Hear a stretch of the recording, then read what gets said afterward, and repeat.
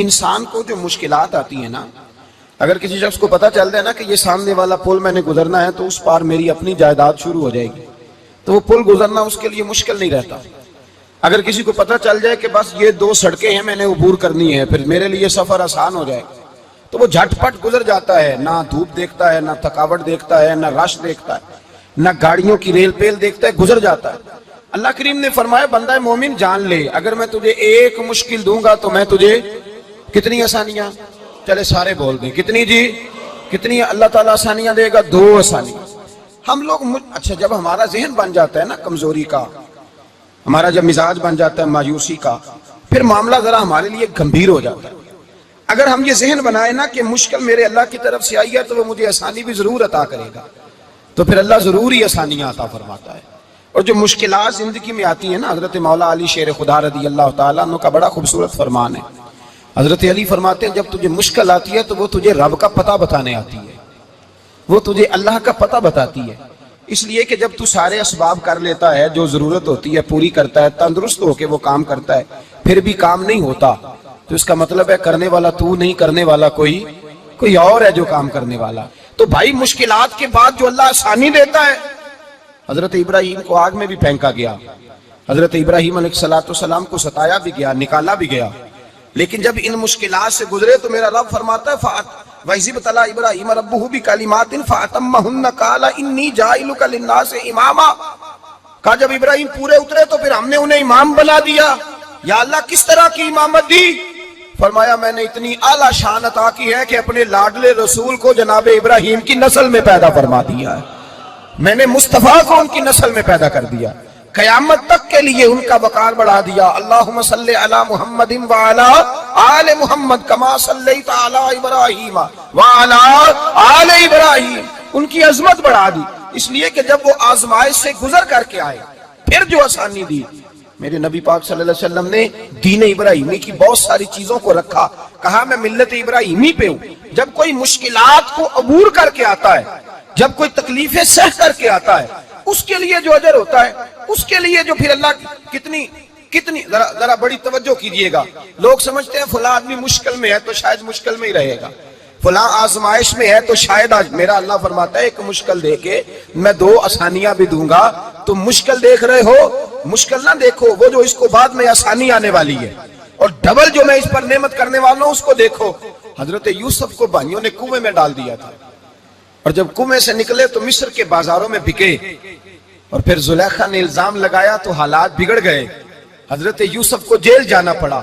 کتنی کٹھن زندگی تھی، لیکن میرے مالک کو کچھ اور ہی منظور تھا۔ کنویں میں گرنے والے، بازار میں بکنے والے، جیل میں جانے والے، الزام لینے والے جناب یوسف کو رب کریم نے اسی مصر کا بادشاہ بنا دیا، اللہ پاک نے اسی مصر کا حکمران بنا دیا۔ یاری تیری سونا پر ازمیشاں تیریاں اگ، اے سونا پرکھیا جاوند آئی پہلو نال اگاں دے لگ، اس کے لیے تھوڑا سا جتن کرنا پڑتا، تھوڑے کٹھن حالات سے گزرنا پڑتا، تھوڑی آزمائشوں کا روپ دیکھنا پڑتا۔ ہم چاہتے ہیں کہ ہمیں چھیڑے کوئی نہ کوئی تکلیف نہ آئے، کوئی آزمائش، یہ ہو نہیں سکتا میرے بھائی، نامی کوئی بغیر مشقت نہیں ہوا، 100 بار جب عقیق کٹا تب جا کر نگی ہوا۔ ہم چاہتے ہیں کہ ہمیں کچھ بھی دقت نہ آئے، مشکلات نہ آئے، اور مشکلات تو انسان کو سنوارتی ہیں بھائی، وہ تو نکھارتی ہیں۔ کبھی پوچھا کرو جا کر کے کسی گندم کے دانے سے کہ تو کہاں سے ہو کے آیا ہے، کہاں سے نکل کے آیا ہے، تو وہ بتلائے گا کہ بڑے مشکل مراحل سے گزرا ہوں، اور پھر اللہ نے مجھے طاقت دی ہے کہ میں انسان کے وجود کا حصہ بناؤں۔ تو بھائی کٹھن مراحل، آزمائشیں، تکلیفیں، یہ انسان کو بڑا انسان بنا دیتی، یہ اس کے لیے ترقیوں کا پیش خیمہ ہوتی۔ ہمارے جوان پریشان ہو جاتے ہیں، عورتیں خاص کر کے اس بات پہ توجہ کریں، وہ بڑی جلدی غم لے جاتی ہیں، وہ کہتی ہیں جانے میرا کچھ ہوگا ہی نہیں، جانے میرا کچھ ہو ہی نہیں سکتا۔ میرے بھائی درجنوں اور بیسیوں لوگ ایسے ہیں جن کی اولادیں نہیں تھی لیکن نام ان کا ان سے بھی زیادہ ہے جو بڑے بڑے صاحب اولاد۔ حضرت خواجہ معین الدین اجمیری کو جانتے ہیں آپ لوگ؟ نہیں، جو جانتے ہیں وہ بولیں، جانتے ہیں جی؟ لو جی کافی سارے جانتے ہیں، تھوڑے جی رہ گئے نا، جانتے ہیں نا خواجہ صاحب کو؟ ان کے کسی بیٹے کو جانتے ہوں؟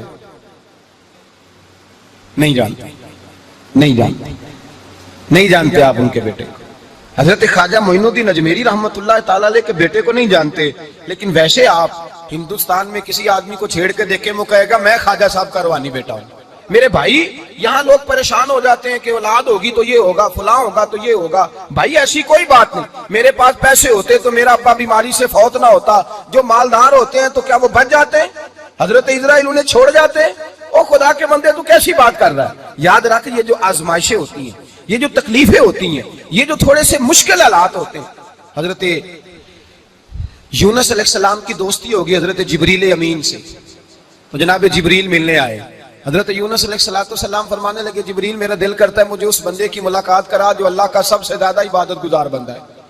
حضرت جبریل امین لے گئے دور دور فلسطین کے علاقے میں اور لے جا کر ایک بندے سے ملاقات کرائی جس کی دونوں آنکھیں بھی کوئی نہیں تھی، دونوں بازو بھی کوئی نہیں تھی، دونوں پیر بھی کوئی نہیں. اور اس بندے کی زبان پر لفظ بڑا کیا جاری تھے، یا اللہ تیرا شکر ہے، یا اللہ تیرا، بول کے کہیے یا اللہ تیرا، اے اللہ تیرا شکر ہے. شکر شکر کر رہا تھا. حضرت جناب سیدنا یونس علیہ السلام کہنے لگے میں نے تجھے عبادت گزار کو ملانے کو کہا تھا، تو کہاں لے آیا؟ حضرت جبریل کہنے لگے یا یونس، یہ ہر چیز جانے کے باوجود اپنے رب کی رضا پہ راضی ہے. اس وقت دنیا میں نبیوں کے بعد جس سے اللہ سب سے زیادہ پیار کر رہا ہے وہ یہی بندہ ہے. یہ اپنے رب کی رضا پہ راضی ہے. مانا کہ جب اس حال میں راضی ہے تو بس ٹھیک ہو گیا، ٹھیک ہو گیا. وصل اچھا ہے نہ فراق اچھا ہے، بس جس حال میں محبوب رکھے وہی حال اچھا ہے. بس جس حال میں انہوں نے رکھا بات ٹھیک ہو گئی. اس میں اب انسان شکوا کرتے پھرے کہ یہ کس طرح ہے وہ کس طرح، اپنے آپ کو مطمئن رکھا. میرے بھائی یاد رکھیں آزمائشیں تکلیفیں آپ کو بڑا کرنے کے لیے آتی ہیں. ہم آزمائش کو برا جانتے ہیں، دکھ کو برا جانتے ہیں. دکھ تو بڑے پیارے ہوتے ہیں، یہ رونے کا سلیقہ سکھاتے ہیں، یہ اللہ کو منانے کا طریقہ سکھاتے ہیں، یہ مسجد میں جانے کا. وہ جو سکھی بندہ ہے نا سکھی، مجھے ایک صاحب کہنے لگے دو قسم کے لوگ مدینے سے آتے، مدینہ شریف پوچھنے لگے، کہنے لگے حضرت جی دو قسم کے بندے ہیں، کچھ واپس جاتے ہوئے تڑپ رہے ہیں، کچھ تصویریں کھینچ رہے ہیں رخصتی کے وقت، فرق کیا ہے؟ تو میں نے کہا وہ جو تصویریں کھینچ رہا ہے وہ امیر آدمی ہے، اسے پتا ہے کہ میں پھر ٹکٹ لے لوں گا مہینے کے بعد پھر آ جاؤں گا.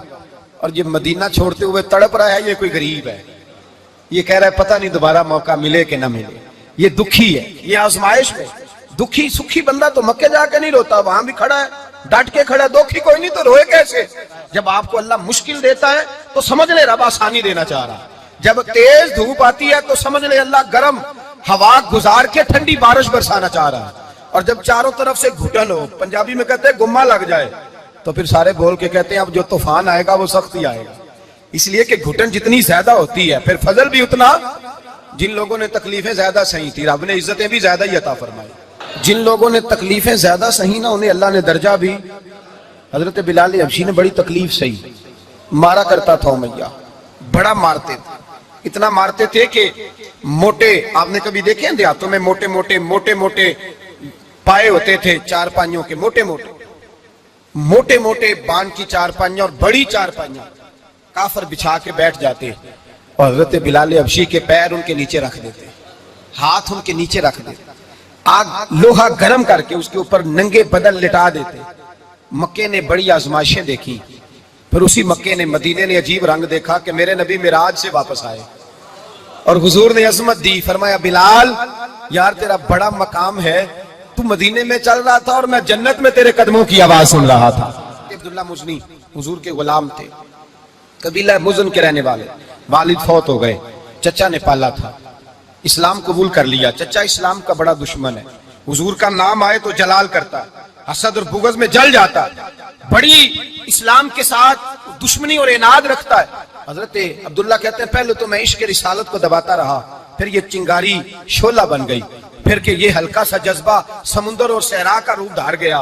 فرماتے ہیں ماں تھی اور میں تھا، میں گیا جا کے چچا سے کہا میں نہیں رہ سکتا. کہاں جائے گا؟ تو میں نے دھیمے لہجے میں کہا میں مدینے جاؤں گا، اب میں رسول اللہ کے مدینے جاؤں گا، اب میرا گزارا نہیں ہوتا، اب میں جاؤں گا. کہتے ہیں چچا کہنے لگا اچھا تو وہاں جائے گا، تجھے میں نے پالا، میں نے پوسا، وہ مکان میں نے تجھے بنا کے دیا، تیری جیب میں جو پیسے ہیں میرے دیے ہوئے ہیں. کہتے ہیں میں نے کہا چچا میں سارا کچھ سوچ کے آیا ہوں، مکان بھی تو رکھ لے، پیسے بھی رکھ لے. کہتے ہیں اس نے ہر چیز رکھوا لی. جب پلٹنے لگا تو چچا کہنے لگا جو کپڑے تو نے پہنے ہیں یہ بھی میں نے خرید کے دیے تھے. حضرت عبداللہ فرماتے ہیں میں نے وہ کپڑے بھی اتار کے دیے. برہنہ حالت میں ماں کے پاس گیا اور میں نے کہا اماں میں پہلے بھی تو ننگا پیدا ہوا تھا، تو نے ہی کپڑے پہنائے تھے. میرا پھر بدن ننگا ہو گیا ہے، کپڑے دے دے۔ کہتے ہیں 2 بیویوں والے کپڑے اماں نے دیے، ایک میں نے تامت باندھ لی، دوسرا اوڑھ لیا اور مدینے پہنچا۔ کہتے ہیں جب میں ٹھنڈی رات مدینے پہنچا تو کالے رنگ کے حبشی غلام حضرت بلال دودھ کا پیالہ لیے کھڑے تھے، ہاتھ میں کھجوریں تھی، کمبل تھا، کہنے لگے آجا آجا۔ مصطفیٰ نے فرمایا تھا قبیلہ مزن سے میرا غلام آ رہا ہے، میں ساری رات سے تیرا انتظار کر رہا ہوں۔ حضرت جناب سیدنا عبداللہ رضی اللہ تعالیٰ عنہ فرماتے ہیں میری مشکل آسان ہوئی، فرماتے ہیں مجھے مدینے میں اعزاز مل گیا، مجھے عزت مل گئی، ہر آدمی میری قدر کرنے لگا۔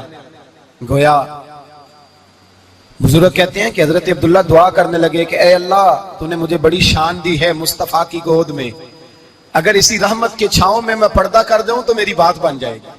حضرت عبداللہ کا وصال بھی رسول اللہ کی گود میں ہی ہو گیا۔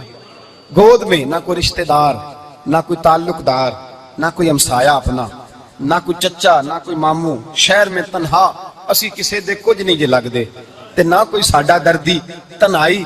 جنازہ اٹھا تو اٹھانے والے کون؟ ابو بکر صدیق، فاروق اعظم، عثمان غنی، مولا علی، حسنین کریمین جنازے میں شامل۔ میرے رسول پاک صلی اللہ علیہ وسلم نے جنازہ پڑھایا، دیکھو مشکل کاٹی تھی تو آسانی کا رنگ دیکھو، آسانی کا انداز دیکھو۔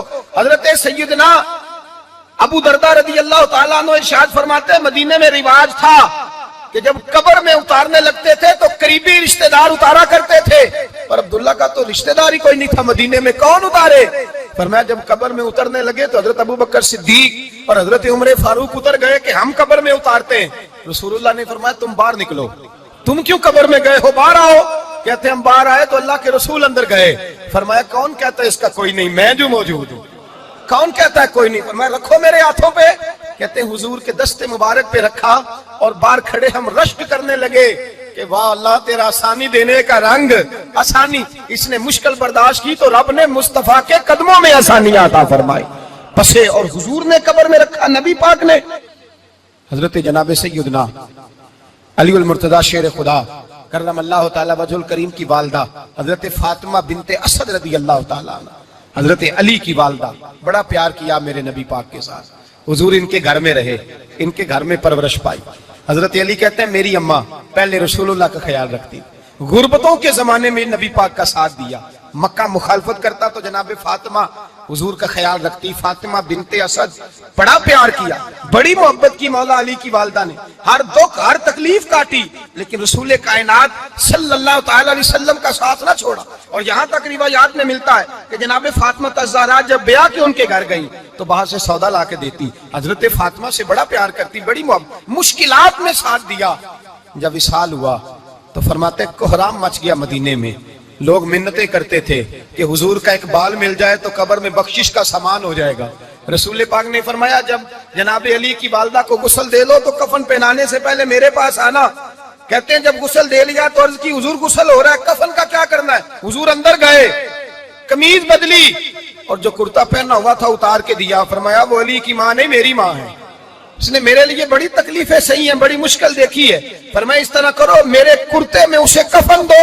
حضور نے جنازہ پڑھایا، اپنے کرتا لباس مبارک میں کفن دلایا، پھر جب وہ دفن ہوئی تو حضور قبر پہ کھڑے ہوئے، کھڑے ہو کے فرمایا اے اللہ اپنے سارے نبیوں کے وسیلے سے اور میرے وسیلے سے میری اماں کی بخشی فرما دے۔ پھر جو آسانیاں ملی ان لوگوں کو تو ان کی قبروں تک آسانیاں ملی، پھر ان کو قیامت تک کے لیے آسانیاں ملی جنہوں نے مشکلات کو دیکھا۔ اور بھائی جو سوئے رہے، جو آرام کرتے رہے، جنہوں نے مناسب ہی نہ سمجھا کوئی کٹھن مرحلہ طے کرنا، جنہوں نے کہا نا نا نا نا ہم تو سکھ کے ساتھی ہیں، ہم تو سکون کے ساتھی ہیں، بھائی ہم تو سلوٹ کے ساتھی ہیں، جب موجیں لگے گی تو دوڑ کے پہنچیں گے، کہیں گے ہمارا بھی تعلق بنتا ہے، ہماری بھی رشتہ داری ہوتی ہے، ہمارے بھی رابطے ہوتے ہیں، پھر دوڑ کر کے پہنچیں گے۔ اصل ساتھی وہ ہوتا ہے جو دکھ کا ساتھی ہوتا ہے، آزمائش کا ساتھی، مشکلات تجھے اونچا اڑاتی۔ حضرت سلمان فارسی کہتے ہیں میں نبی پاک کی تلاش میں نکلا تھا، حضور کی تلاش میں نکلا، اور میں نے کئی سال حضور کو ڈھونڈا، کبھی ایک دروازے، کبھی ایک دروازے، کبھی دوسرے دروازے، کبھی تیسرے دروازے۔ فرماتے میں شہزادہ تھا پر بکتا بکاتا مدینے آیا، میں نے نبی پاک کی تلاش میں یہودیوں کی غلامی بھی کی، تیری تلاش میں پھرا میں جنگل پہاڑ اور دشت میں۔ فرماتے ہیں بڑی تکلیف کاٹی، بڑی آزمائش دیکھی، لیکن اس دن مجھے سارے دکھ بھول گئے، اس دن میری ساری تکلیفیں آسانیوں میں بدل گئی جس دن میرے نبی نے میرا بازو تھام کے کہا سلمانو منا اہل البیت فرمایا سلمان کو تو میں نے اپنی اہل بیت میں شامل کر لیا ہے. فرماتے اتنی بڑی فضیلت کہ میں رسول اللہ کے خاندان میں جا شامل ہوا. تو بھائی یاد رکھیں، جب آپ کو مشکل آتی ہے تو آپ کو آسانی دینے کے لیے